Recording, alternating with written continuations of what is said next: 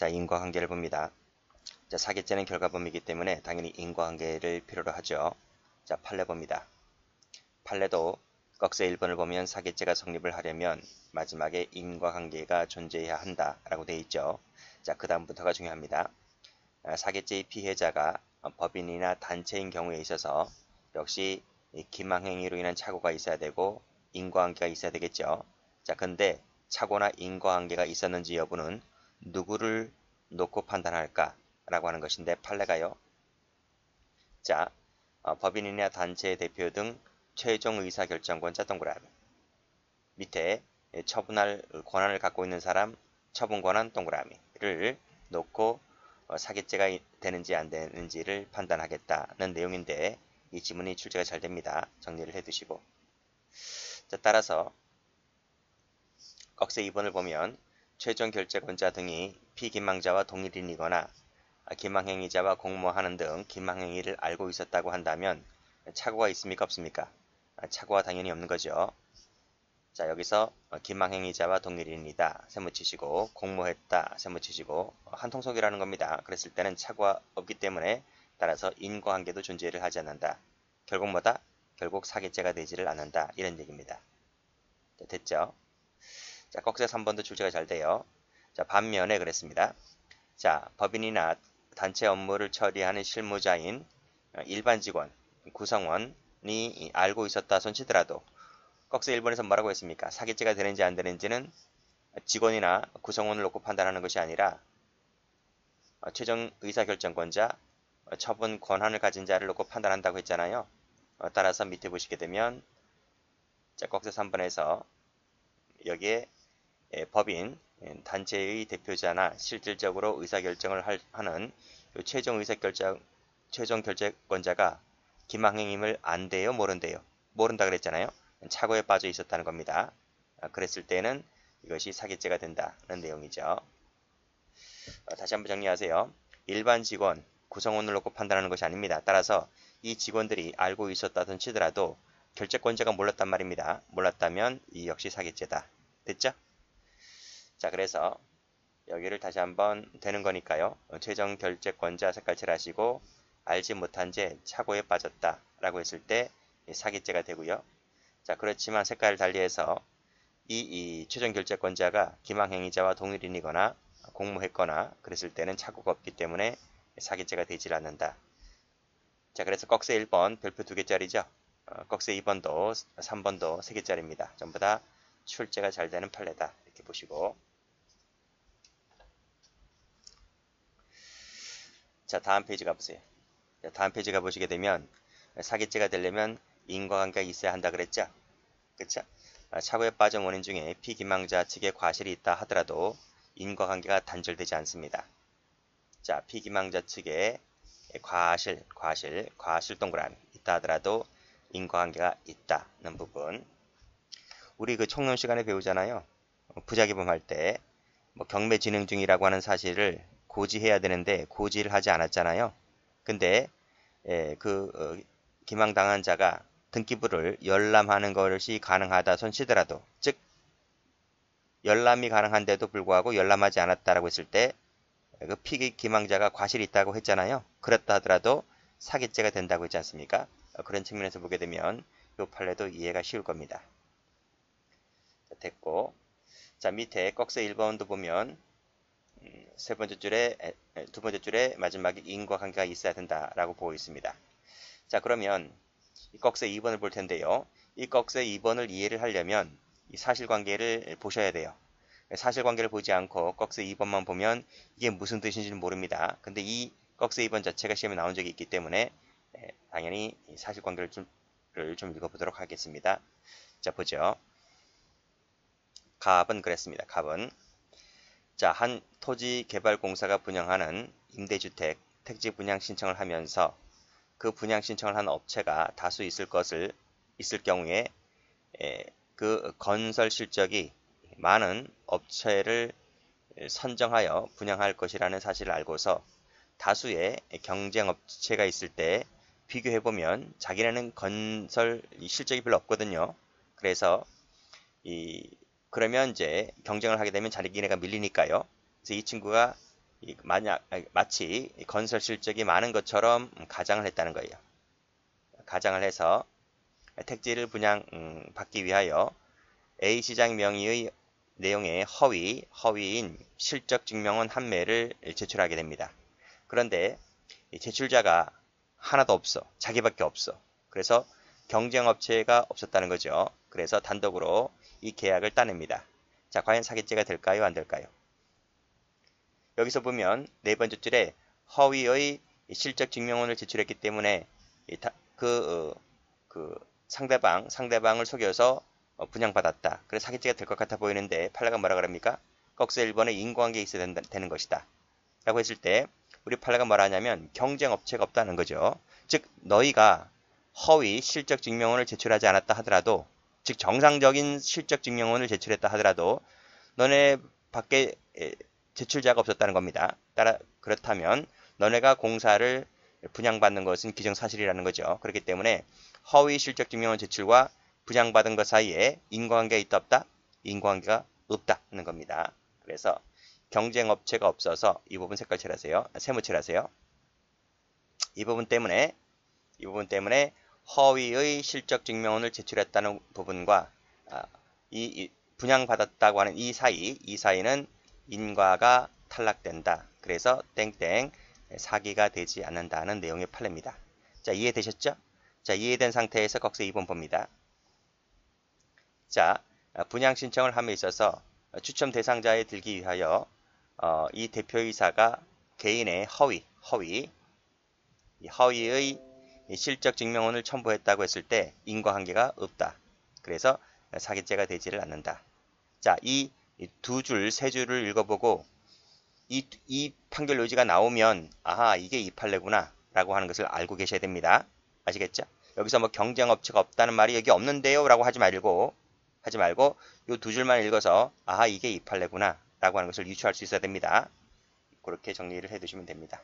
그래서 추첨 대상자 밑줄 그시고 여기서 허위 건축 실적 증명을 첨부했다고 했을 때 허위세 묻힙니다. 이것은 뭐다? 인과관계가 없다. 뭐 이렇게 정리를 해두시면 돼요. 자, 됐죠?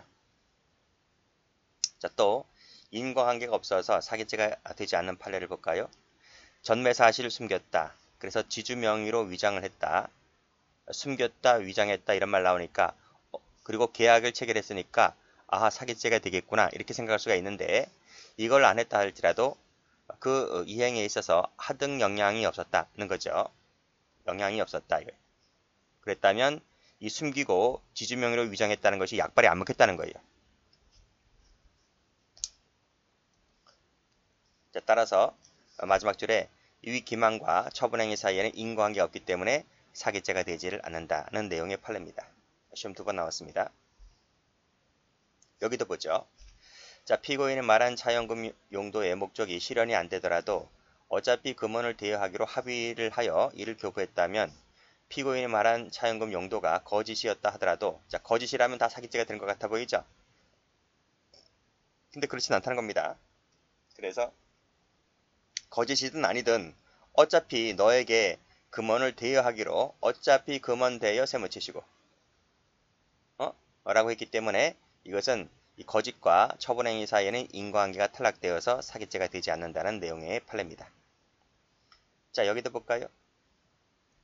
어린이집 운영자가 어린이집 운영과 관련해서 허위의 지출을 증액한 내용으로 밑에 회계를 하고 그 결과를 보고하여 기본 교육료를 지급받았다라고 했을 때 사기죄가 될 수 있을까라는 내용인데 사기죄가 안 돼요. 왜냐하면 이 기본 교육료 나와 있죠. 기본 세무 쳐봐요. 이 기본 교육료는 누구나 다 주는 거야. 누구나 다 주는 것이기 때문에 근데 이 어린이집 운영자는 이걸 받으려고 한 것이 아니라 증액 이것보다 플러스 알파를 받으려고 한 거예요. 플러스 알파를 더 받으려고 지금 허위로 지금 증액을 한 거예요. 라고 했을 때 그거는 받지 못했고 기본 보육료만 받았다는 겁니다. 근데 이 기본 보육료는 허위로 제출하든 안 하든 간에 누구나 다 타가는 것이기 때문에 이것만 갖고 이걸 받았다고 해서 사기죄가 되지는 않는다. 결국 허위로 지출을 증액한 내용과는 인과관계가 탈락된다. 이런 말이죠. 그렇게 정리해 두시면 되겠습니다. 키워드를 잘 봐두세요. 키워드. 그래서 자, 안 되는 것은 여기다가 경쟁업체가 없다는 여기다 색깔 칠하시고 허위 색깔 칠하시고 이 허위만 보더라도 아 이게 이팔레구나 라고 하는 것을 알고 계셔야 된다 그랬습니다. 자, 아무런 영향이 없었다. 어차피 금원을 대여하기로 했다.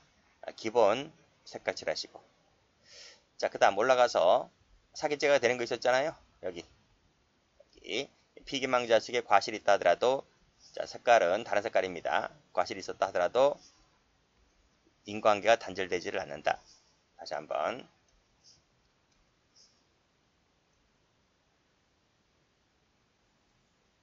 여기죠. 여기입니다. 사기죄가 된다. 이렇게 정리를 해주시면 되겠어요. 자, 됐고요. 공부를 하실 때 별표가 되어 있는 것은 무조건 보셔야 돼요. 별표가 되어 있는 것. 별표가 되어 있는 것은 제가 뭐 기분 좋아서 막 친 것도 아니고 기분 나빠서 안 친 것도 아닙니다. 별표가 되어 있는 것은 전부 다 기출이고 그렇다고 하더라도 별표가 안 된 것은 안 봐도 된다 할 거 아닙니다. 이런 것들은 당연히 예상 문제로서 거론되는 것들이라서 이런 것들도 눈여겨보셔야 됩니다. 자, 그 다음 6번 취득을 보죠. 취득을 하면 기수가 되죠. 취득은 자기가 취득하든 제3자가 취득하든 취득하면 기수가 됩니다. 손해 발생이 필요하냐? 제가 첫 시간에 말씀드렸죠. 손해 발생은 요건이 아니다. 그렇죠? 우리 판례는 부정이다. 이렇게 보고 있습니다. 학설은 손해 발생을 요한다는 입장이지만 이 학설대로 나온 적이 한 번도 없습니다. 이때. 그래서 학설의 의미는 필요 없으니까 제가 지워버렸단 말이죠. 그래서 판례만 나오니까 판례는 부정설이다. 이렇게 보시면 되겠습니다. 자, 여기도 보시게 되면 손해 발생이 요건이 아니기 때문에 재산상 손해 발생을 요하지 않는다. 그쵸? 필요 없다. 밑줄 그으시고 X. 그리고 손해 발생 요건이 아니기 때문에 그 교부받은 재물이나 재산상 이익의 가액이 얼마냐 그딴 건 몰라도 된다는 거죠. 그래서 가액이 얼마인지 밑줄 그으시고 X. 문제 된다 하면 틀립니다. 문제가 되지 않는 거죠. 자, 올라가서 보시면 취득은 내가 해도 되고 제3자가 해도 된다 그랬습니다. 그게 밑에 판례가 나와 있는 거예요. 여기 제3자 나와 있죠? 빨간색으로 제3자 동그란. 제3자가 재물을 취득한단 말입니다. 즉 내가 스스로 취득하는 것이 아니라 제3자가 취득한다 했을 때 그 제3자가 도구야, 도구. 그러니까 본인은 이 제3자를 도구로 이용해서 재물을 받아오게 한 거죠. 도구나 대리인 관계에 있고 그리고 그 범인에게 제3자로 하여금 취득하게 할 의사를 있어야 되는 것이다. 그렇죠? 이 사람을 시켜서 돈을 받아오게 하는 거니까요. 그리고 이 사람은 그 주는 사람에게 내가 안 가고 이 사람이 가니까 이 사람에게 줘 이렇게 시키는 거죠. 그래서 범인에게는 그 제3자로 하여금 재물을 취득하게 할 의사가 있어야 된다. 맞죠? 여기도 마찬가지입니다. 여기도 제3자 얘기 나오는데 간접정범 형태의 사기죄도 가능한 것이죠. 그래서 타인을 기망하여 그를 피해자로부터 편취한 재물이나 이득을 전달하는 도구로서만 이용했다고 했을 때 도구입니다. 도구. 라고 했을 때 누구에 대한 사기죄가 된다? 그쵸? 피해자에 대해서만 사기죄가 되는 거예요. 그쵸? 도구는 뭐 손해보는 거 있나? 없잖아요. 도구로 이용된 그 타인에 대해서는 사기죄가 되지를 않는다. 이것도 출제가 잘 됩니다. 정리를 해두시고. 자, 됐고.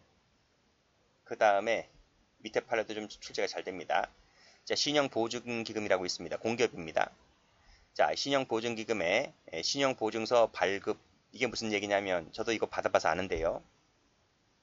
이 피고인이 이 신용보증기금에 찾아갔어요. 찾아가서 내가 어떤 사업을 하려고 하는데 돈이 좀 없다. 그러니까 당신 내가 좀 대출 돈이 없으니까 대출을 받아야 돼. 은행으로부터 대출을 받아야 되잖아요.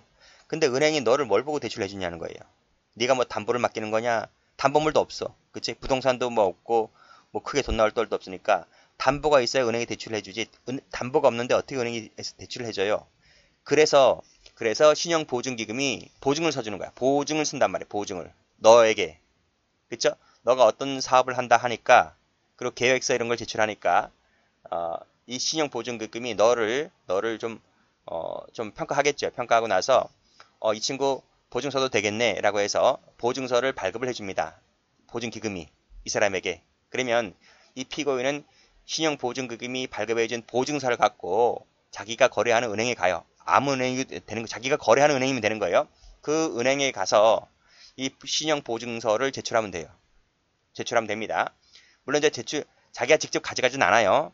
그 은행에 가서 뭐 신용보증기금에서 보증서 발급 다 그 담당 직원들이 다 합니다. 그게 다 직업이기라서. 그러면 그쪽에서 어떻게 연락을 해가지고 팩스로 받아요. 보증서를.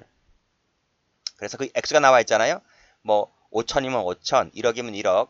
그렇게 보증서 준 금액이 있을 겁니다. 그래서 그 금액을 이 피고인에게 대출해 주는 거예요. 그러면 이제 신용보증기금에서 대출 받게 되면 이자가 비싸지 않습니다. 절입니다. 절이고 그리고 그 다음에 매달마다 이자만 내면 되는 거예요. 자, 그런 식으로 했는데 그럼 나중에 돈을 갚아야 되잖아요. 은행으로부터 대출받은 금액이 있으면 그것도 약정기간이 있거든요. 뭐 2년이면 2년, 뭐 3년이면 3년 약정기간이 있는데 그 약정기간에 뭐 그 대출을 종료시키거나 아니면 그 기간만큼의 또 대출 기간 연장을 할 수가 있는데 막판 끝날 때가 되면 어쨌든 돈을 갚아야 되잖아요. 근데 돈을 갚지 못하게 되면 이제 이것이 사기죄가 되는 거예요. 그래서 이 기망인지 아닌지는 네가 막판에 돈을 갚았냐? 그러면 사기가 안 되는 거고요. 돈을 못 갚았냐? 그러면 사기로 판단할 수밖에 없는 것이죠. 결국 돈 떼먹고 먹튀를 하게 되면 이 신용보증기금에서 이 사람을 사기죄로 고소를 해버립니다. 그렇게 쉽게 판단하시면 돼요. 자, 그래서 읽어볼게요. 신용보증기금이 이 피고인에게 신용보증서를 발급을 해주잖아요. 근데 이 신용보증서 발급이 기망에 의해서 이루어졌다면 그쵸? 사기죄가 되는 것이죠. 그러면 자, 그로 인해서 피고인이 취득한 사기죄의 액수는 얼마냐라고 하는 것인데 신용보증기금에서 보증을 서준 금액이겠죠. 만약에 5천만 원이라면 5천만 원 상당액에 대해서 사기죄가 된다는 내용입니다. 그래서 여기다가 동그라미 치면 됩니다. 됐고 여기도 똑같은 거죠. 임대보증금 보증서 발급도 대한주택보증이 보증서 주는 거잖아요. 그래서 이 피고인에게 임대보증금 보증서 발급을 해줍니다. 대한주택이 보증서 주는 거예요. 근데 결국 이 친구가 역시 돈을 못 갚았다는 거죠. 기망에 의해서 이 보증서 발급이 이루어졌다면 당연히 위팔랑 똑같이 사기죄가 되는 것이고 이때 사기죄 액수는 뭐다? 대한주택보증이 보증한 그 임대보증금 상당액이다는 것이죠. 똑같아요. 위에 있는 판례랑요. 자, 그래서 별표 3개짜리가 더 출제가 많이 되었었지만 대한주택보증 사건도 출제가 된 적이 있었다. 이렇게 보시면 될 것 같고. 자, 다음 어음 할인 가볼게요. 자, 어음 할인에 의한 사기죄의 편취액은 자, 특별한 사정이 없는 이상 어음의 액면금이 아니죠. 액면금이 아니라 피해자로부터 실제 수령한 할인금입니다.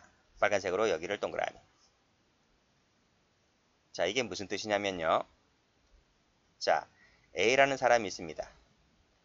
이 사람이 이제 어음 소지자입니다. 어음 소지자인데 이 어음이 이 부도음이요.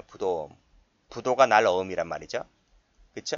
자, 이 사람이 어음 사는 사람이 있습니다. 어음만 사는 사람들이 있어. 이 어음 구매자, 판매자, 구매자에게 이 사람이 이 사기를 치는 거야. 사기. 부도가 날 것 같거든. 부도가 날 걸 얘기하면서 이 사람이 기망을 통하여 이걸 팝니다. 팔아요. 그러면 이 사람은 정가에 사겠습니까? 어음이 100만원짜리라면 한 장에 100만원짜리라면 이 사람이 100만원짜리로 사겠습니까? 그럼 이 사람이 남는 게 없잖아요. 그쵸? 그래서 이 사람이 이 사람에게 팔 때 어음을 좀 싸게 팔아요. 그래야 이 사람이 남는 게 있지. 그쵸? 그러니까 어음이라고 하는 것은 그 어음의 날짜가 있습니다. 날짜. 그 날짜가 도달했을 때 그 은행에 가서 어음을 발행한 은행에 가서 지급 청구를 하면 은행이 이게 위조가 된지 아닌지를 딱 보고 이게 위조가 된 게 아니네 라고 봐서 어음에 만약에 100만 원이라 적혀져 있으면 100만 원 되는 돈을 주는 거예요. 그렇죠?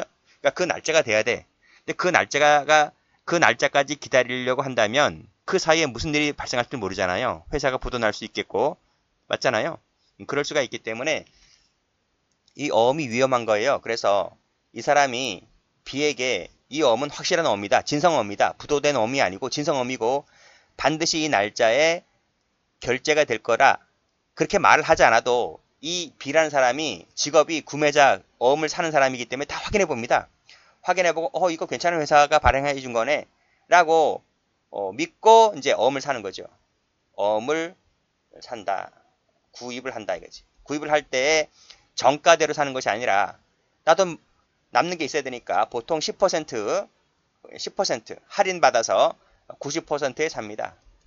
그러면 이제 이 사람이 어음을 샀죠. 어음을 샀으면 그 날짜가 되면 이제 은행에 가는 거예요. 은행에 가가지고 지급 청구를 하는 거예요.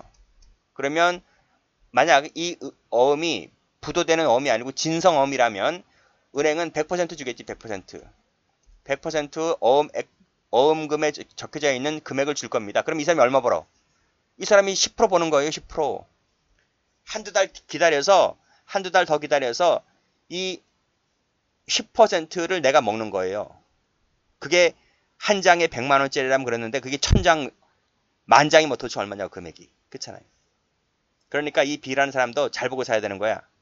그쵸? 근데 이 사람이 지급 청구하려고 가다 보니까 은행에서 뭐라 그래요? 손님, 이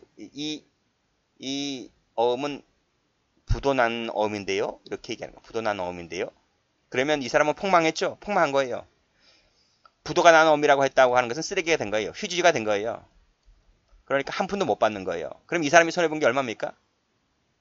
어음 액면가에 적혀져 있는 여기 어음 액면가에 적혀져 있는 내가 한 장을 샀다고 하면 그 100만 원이 손해본 겁니까? 나는 90만 원을 샀는데 100만 원 주고 산 게 아니고 할인해서 90만 원에 샀는데 결국 이 사람이 손해본 것은 뭐다? 여기 나와 있죠. 실제 수령한 할인금 10% 할인받아서 산 그 금액이 피해 액수다고 하는 것이 판례입니다. 그렇게 정리를 해 두시면 돼요. 자, 그래서 색깔을 칠하시는데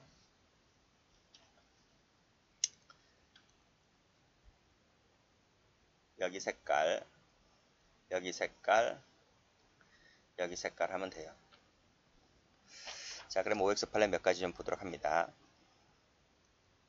자, 기망을 통해서 재물을 받잖아요. 그럼 그 즉시 곧 사기죄가 돼요. 그쵸? 그리고 상당한 대가가 지급되었다. 손해가 없다. 이것은 요건이 아닙니다. 이것은 요건이 아니기 때문에 그냥 기망을 통해서 돈 받으면 그냥 사기죄가 된다는 내용이죠. 그렇게 정리를 해두시고 출제가 많이 되었던 판례입니다. 또 대가가 일부 지급되었다 할 때 그 편취의 액수는 뺀 나머지 공제한 차액이 아니라 내가 받은 금액 전부다 하는 거죠. 그렇죠? 그런 내용이고 그 다음 여기도 이미 취득했다 그랬죠? 그러면 여기서 곧장 사기죄는 기수가 됩니다. 나중에 사후에 변상 반환받았거나 변상했다 하더라도 이런 말 나오면 속지 말라 그랬죠? 빠꾸 후진 없다 그랬습니다. 기수에 어떤 영향을 받지 않아요. 그렇죠? 물론 사후에 반환했거나 변상했다고 하면 정상 참작 여지가 있기 때문에 나중에 재판받을 때 형은 깎아질 수 있습니다. 형은 많이 깎아질 거예요. 그렇지만 사기죄에는 영향이 없다는 거죠. 여기도 자, 기망을 통해서 재물을 받으면 여기서 그냥 사기죄는 기수가 되는 거예요. 그렇죠? 나중에 여기서 바로 뭐가 된다? 이퀄 기수다. 이거지. 자, 민사상 구제수단이 있다 하더라도 이런 건 별 약발이 안 먹힌다니까요. 왜 손해발생은 요건이 아니거든. 손해발생은 요건이 아니거든. 그래서 이런 것은 개무시하셔도 된다는 거죠. 자, 여기도 마찬가지죠. 기망을 통해서 빨간 펜으로 기망을 통해서 자, 밑에 매수하였잖아요. 그러면 사기죄는 기수가 됩니다. 똑같습니다. 민사소송을 통해서 손해가 없게 되었다 할지라도 필요 없어요. 민사상 구제수단 사후에 반환받았다. 여기도 민사소송 필요 없습니다. 그런 거 속지 마시고 기망을 통해서 돈 받으면 재물을 받으면 기수다. 이렇게 하시면 돼요. 여기도 금기간 대출, 신용보증기금의 신용보증서 발급이 기망을 통해서 이루어졌잖아요. 그렇죠? 그러면 여기서 곧장 사기죄는 기수가 됩니다. 뭐 여기서 뭐 담보권 설정이 있었네 없었네 이런 거 완전 개무시하시면 됩니다. 됐나요? 왜 손해 발생이 요건이 아니니까 이런 얘기입니다. 자, 분식이란 말 나오면 다 사기가 된다 그랬죠? 분식회계 사기입니다. 그래서 재무제표 등으로 금기관을 속여버리죠. 속여서 대출 받게 되잖아요. 그러면 사기가 됩니다. 이 대출받음에 있어서 충분한 담보가 제공되었다. 손해가 없다. 나중에 대출금이 상환되었다. 이런 거 다 개무시하라. 그렇죠? 개무시하시면 됩니다. 욕한 거 아닙니다. 그리고 또 자, 면세율을 공급받은 것처럼 부당하게 발급받은 면세율 공급 확인서를 석유 정제업자, 개인 또는 법인이잖아요. 기망했다면 개인적 법익입니다. 아시겠어요? 개인 또는 법인을 기망했기 때문에 그래서 부가세 등에 상당한 석유를 취득했다고 했을 때 사기가 됩니다. 뭐 손해 발생이 있네 없네 이런 것은 필요 없습니다. 별로. 사기가 된다. 손해 발생 요건이 아니니까 라는 얘기죠. 갑이을에게 이중 매도한 택지 분양권을 순차 매수한 병정에게 이중 매도했다는 사실을 숨겨버리죠. 그리고 나서 자신 명의로 형식적인 매매계약서를 작성했다고 했을 때 갑이 직접 대금을 받아야 사기죄가 되는 게 아니라 내가 직접 받지 않고 이 병정으로 받게 했다 하더라도 누구죠? 을로부터 받게 했다 하더라도 병정에 대하여서 사기죄가 된다 이 뜻입니다. 자, 국민주택 건설자금을 융자받고자 하는 민간사업자가 사실은 이 국민주택 건설자금으로 사용할 의사가 없음에도 불구하고 마치 그런 용도로 사용할 것처럼 용도를 속여버리죠. 용도 속여버리면 사기가 됩니다. 대출받은 금액 중에서 일부를 실제로 그렇게 썼다 할지라도 그 부분을 뺀 나머지 전부에 대해서 사기죄가 되는 것이 아니라 전체입니다. 전체라고 하는 것도 시험에 잘 나와요. 그것을 공제한 나머지 하면 틀려요. 여기도 전부 다 그래요. 전체다. 전부 다 전체입니다. 보시고 자, 보험금을 편취를 할 의사로 고의적으로 사고를 유발하죠. 그러면 사기죄가 됩니다. 사기가 된다. 자, 이때 이 피고인이 지금 보험사고를 일으켰기 때문에 지금 상해가 안 날 수가 없죠. 그렇죠? 보험회사를 속이려면 내가 부상을 입어야 되잖아요. 경미한 상해를 입었습니다.